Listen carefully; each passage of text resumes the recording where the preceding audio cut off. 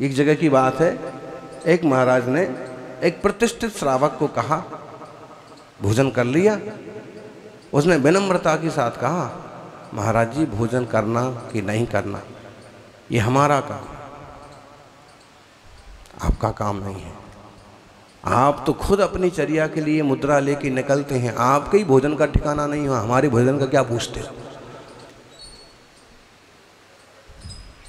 धर्म को समझने वाला था, अमीर था तो क्या हुआ, धर्म को समझता था, उसने जवाब दिया, आप ही विकल्प मत कीजिए, हमारी व्यवस्था तो कहीं भी हो जाएगी, आप तो अपने आनंद में अपनी साधना में मस्त रहिए, हमारे लायक कोई आज्ञा हो तो बताइए। समझ में आ रहा? बात्सल्य बस आप कहोगे कि फिर कोई पूछ तो लेते थे, कभी गुरु महाराज भी पूछ लेते थे। गुरु महाराज मुनिराज जो पूछ लेते हैं कि भाई आहार हुआ कि नहीं, उसका एक कारण ये हो सकता है कि 1000 किलोमीटर दूर से आदमी आया है और कल से इसने कुछ नहीं खाया होगा, ऐसे में ही भूखा रह के कहीं एकदम परेशान ना हो जाए, क्लेश में ना पड़ जाए, तो कदाचित वात्सल्य दयावश कोई पूछ लिया तो पूछ लिया, आप पूछवाने की इच्छा मत रखो। दूसरा कारण ये हो सकता है कि हम जो ये व्रती लोग हैं, तो भाई व्रती है तो भोजन हुआ कि नहीं आपका, क्योंकि व्रती का तो भोजन कठिनाई से मिलता है, तो ये हो सकता है कदाचित पूछ लिया तो पूछ लिया। आप इसमें मत रहिए कि महाराज जी हमें पूछेंगे,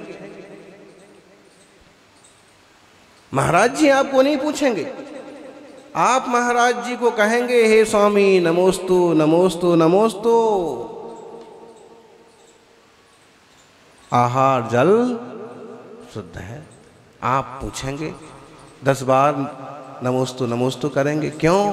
क्योंकि वो सिंह वृत्ति वाले साधु हैं, परिक्रमा लगाने के बाद भी आहार ना मिलेगा तो उपवास हो जाएगा, उपवास कर लेंगे। इसलिए हम श्रावकों को समझाते हैं कि हम बात ना कर पाएँ, कि ना पूछ पाएँ, कि कोई बात ना बन पाए तो नाराज मत हो जाइए। अब इतने अमीर आदमी बोले, महाराज जी हमने कितने बार फोन करके बड़ी मुश्किल से तो इनको बुलाया था, आपके पास तक भी ले आए, आपको नारियल भी चढ़वा दिया, लेकिन आपने एक बार पिच्छी तो लगा देते। आपको पता भी है हमारे कितने कलश बाकी हैं, कितने कलश बाकी हैं जी? अरे बहुत कलश बाकी हैं, हम किसी को लाएं तो एक बार आशीर्वाद तो दे दो। ज्ञानी जिसके भाग्य में होगा वो बिना आशीर्वाद के भी तुम्हारा कलश लेके जाएगा। हाँ, आशीर्वाद जरूर मिलेगा। कब मिलता है आशीर्वाद? जब विनय से भक्ति से बंधन किया जाता है, आशीर्वाद मिलता है। मुनिराज वात्सल्यमयी है, ठोठ थोड़ी है, लेकिन अब आप इस आशय से और इस ढंग से चाहो कि हम बहुत अमीर आदमी हैं और पहले ही बार आओ महाराज जी हमारे गीत गान गाने लग जाएं, तो भाई वो बात तो संभव नहीं है। आपका श्रवण संस्कृति के विकास में क्या योगदान है? आपका जिन धर्म की प्रभावना में क्या योगदान है? आपने श्रावकों के लिए, आपने समाज के लिए क्या किया है? अगर आपका कुछ योगदान है तो पहली बार में भी कहो, गुरुदेव के मुंह से आपका नाम निकल पड़े कि हाँ आज वो श्रावक आए हैं और उन्होंने इतना बड़ा काम किया है और अपने मंदिर के लिए ऐसा किया है, जब यहाँ कुछ नहीं था तब इन्होंने मंदिर का शिलान्यास किया था। स्वाभाविक है, धर्म प्रेमी है तो ज्ञानी। ये व्यवहार की बातें हैं और ये व्यवहार की बातें मुनिराजों के जीवन में कम होती हैं, श्रावकों के जीवन में थोड़ी ज़्यादा होती हैं। फिर भी अगर हम केवल व्यवहार में पड़ेंगे तो इस सुंदर तत्व तक पहुंच नहीं पाएंगे। कहाँ पहुंचना है? अपने आप तक पहुंचना है। हमारी जो यात्रा बाहर बाहर बाहर बाहर की चल रही है, इससे हम कहाँ पहुंचेंगे? बोलो ज्ञानी, कहाँ पहुंचेंगे? आप अगर मंजिल से विपरीत दिशा में बढ़े जा रहे हैं तो आप मंजिल तक कब पहुंचेंगे? बोलिए अशोक जी। पारस, मंजिल से विपरीत दिशा में चले जा रहे हैं। जाना तो विपुलाचल पर्वत है और आप जा रहे हो संवेदाचल की तरफ। कब पहुंचोगे?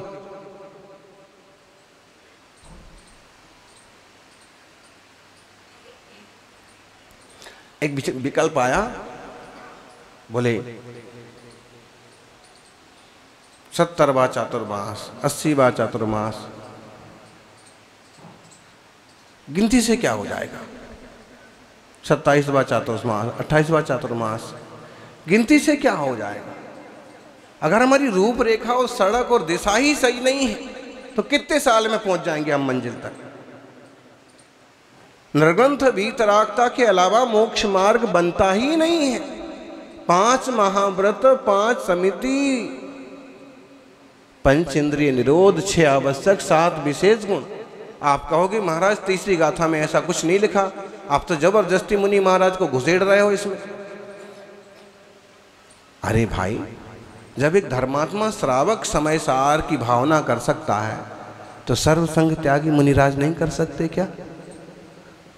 समय सार का वाचन करने वाले कुछ लोगों ने ऐसे समझ लिया कि समय सार के अधिकारी केवल वे ही हैं।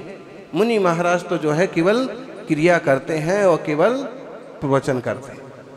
नहीं, वो आपसे 4 कदम आगे चलने वाले हैं, आपसे ज़्यादा प्यासे हैं, आपसे बड़े वाले मुमुक्षु वो हैं, आपके बड़े भाई हैं। और बड़े भाई नहीं, मुनिराज सच में मोक्ष मार्गी और सच्चे गुरु हैं। अभी बात अलग होती है कि पात्रों को देख करके उपदेश देते हैं। अगर हमें लगे कि लोगों को पसंद नहीं आ रहा समय सार के आधार से हम जो बात कर रहे हैं तो लोगों की संख्या कम हो रही है, तो हम क्या करेंगे बोलिए? फिर हम प्रथमान योग की कथाएं उसमें ज़्यादा लगाएंगे, तत्व की चर्चा कम करेंगे। ऐसा तो करना पड़ेगा ना। माँ भी अपने बच्चे को अगर वो डायरेक्ट दवाई नहीं खा रही है तो कैसे खिलाती है?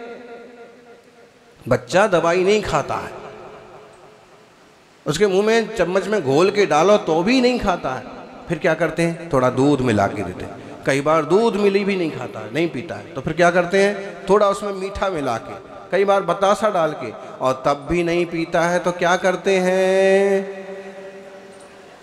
नाक पकड़ते हैं। और नाक पकड़ते हैं तो क्या होता है? बोलो बोलो। यानी नाक पकड़ते हैं तो मुंह खुल जाता है और दवाई अंदर डाल दी जाती है। महाराज जी, आप भी तो अभी नाक पकड़ने का काम कर रहे हो।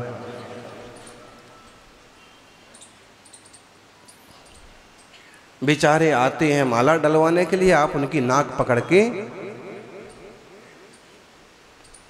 और आप देखिएगा केवल मंचमाला को आने वाले धीरे धीरे आएंगे ही नहीं, सच में जो सेवा भावी हैं और मुमुक्षु हैं उनसे ही आपका मंडप पूरा भर जाया करेगा।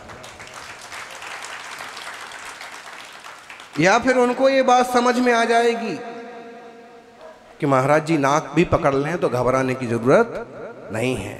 हो सकता है नाक पकड़ के कोई ऐसी दवाई अंदर पिला दें।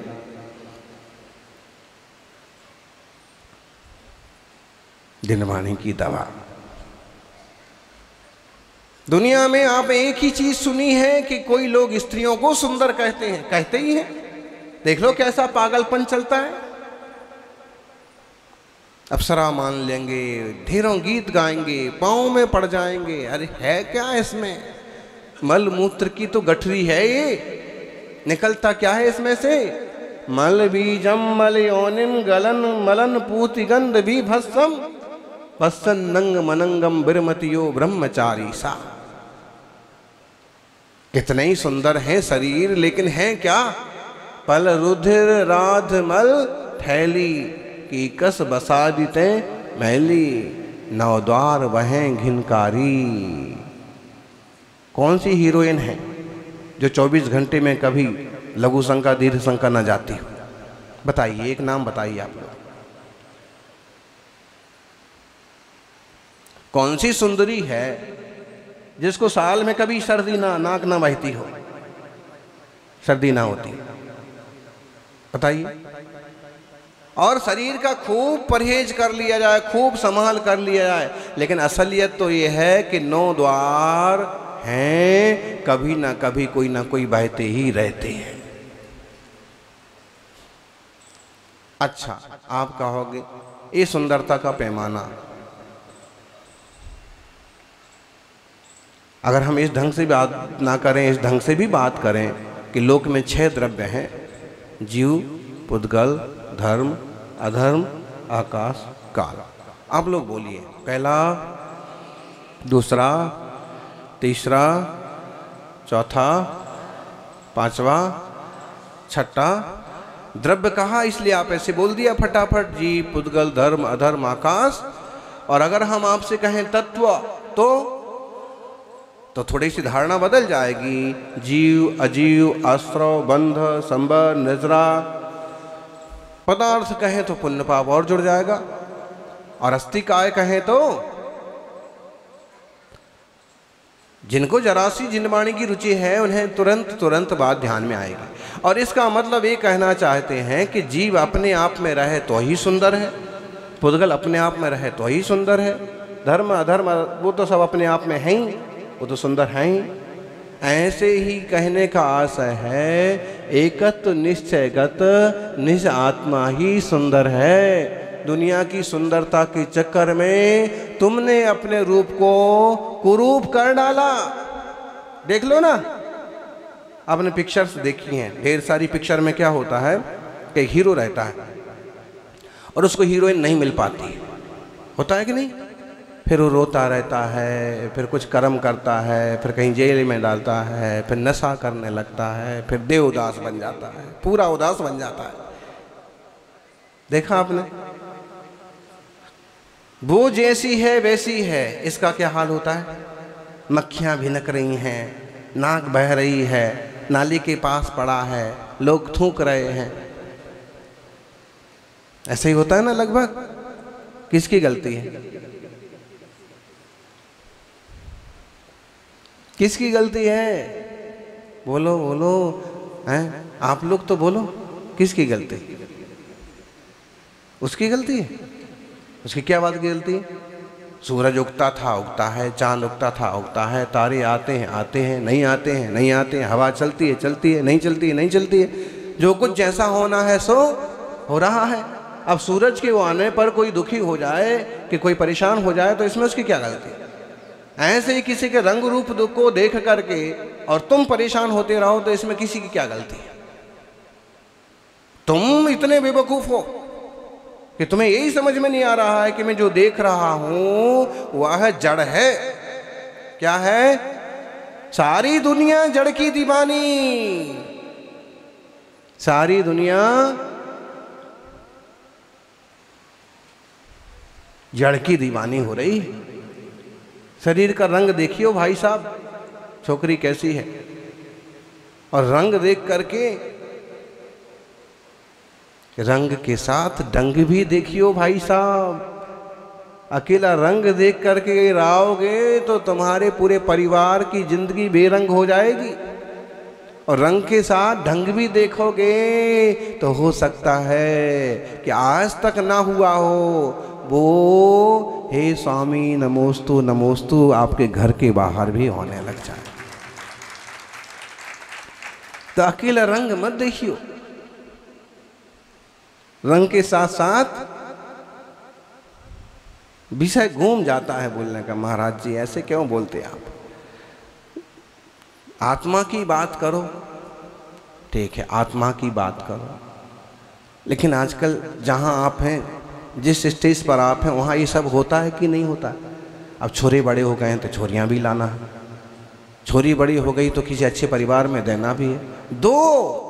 लेकिन यहाँ सुंदरों की जो बात कही है वो आत्मा के लिए कही है।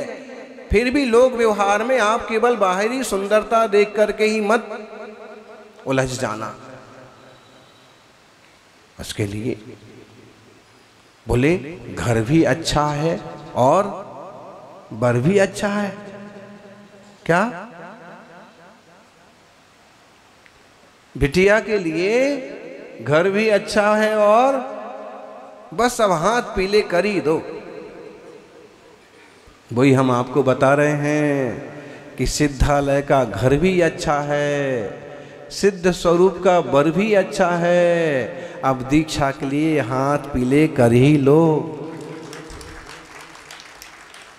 दीक्षा के मंडप में बैठो।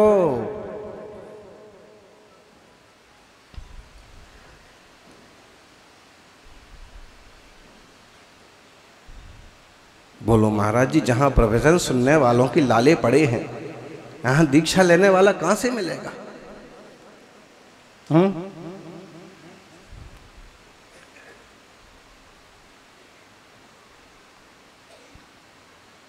लेकिन जरूर मिलेगा। प्रवचन के सुनने वाले भी आएंगे और कोई भाग्यवान जीव दीक्षा के भाव भी बनाएंगे। देर नहीं लगती है, कब किसका भाग्य जाग जाए और कब किसके जीवन में तत्व ज्ञान समा जाए। यत् निश्चय गदो समो सबथ सुंदरो लोके, बंद कहा यत् तेण विसंवाद। नहीं होती, विसंवाद का मूल कारण है। आप इस गाथा पर थोड़ा विचार करें। जितने सारे मोटिवेशनल गुरु या शांति के लिए स्पीच देने वाले साधु संत, आजकल के मॉडर्न गुरु, उन सबों के लिए भी इसमें एक बहुत बड़ी शिक्षा छुपी हुई है। आपकी अशांति का कारण कोई दूसरा नहीं है। आपकी विसंवाद का कारण, आपकी विसंवाद का, आपका विकल्प का कारण कोई दूसरा नहीं है। कौन है? एकत्व निश्चयगत निज आत्मा है। तुमने उस पर ध्यान नहीं दिया, तुम निज स्वभाव को भूले और दूसरे में झूले, इसलिए तुम हो गए लंगड़े लूले। निज स्वभाव किसको भूले? अपने शांत स्वभाव को तो भूल गए। अब दूसरे के चक्कर में झूल रहे हैं, कैसे होगा, क्या होगा, क्या करना, कैसे मिलेगा, कैसे न मिलेगा, और इस विकल्प में दूसरे के चक्कर में झूले और इस चक्कर में खुद ही हो गए लंगड़े लूले हो गए, पता ही नहीं पड़ रहा है। आत्मार्थी हो, इस तरह थोड़ी दृष्टि करना। किसकी? कि आप अगर बहुत ज़्यादा त्रस्त हो जाए ना, तो वो पागलपन मत करना, क्योंकि आप में से कोई करता भी नहीं होगा, लेकिन आजकल इसका बहुत ज़्यादा चलन है। और वीकली हैं, वो आजकल एक सिस्टम आ गया ना कि सप्ताह में एक बार बैठेंगे दोस्तों के साथ, और तब तो जरूरी है वीकली ड्रिंकिंग।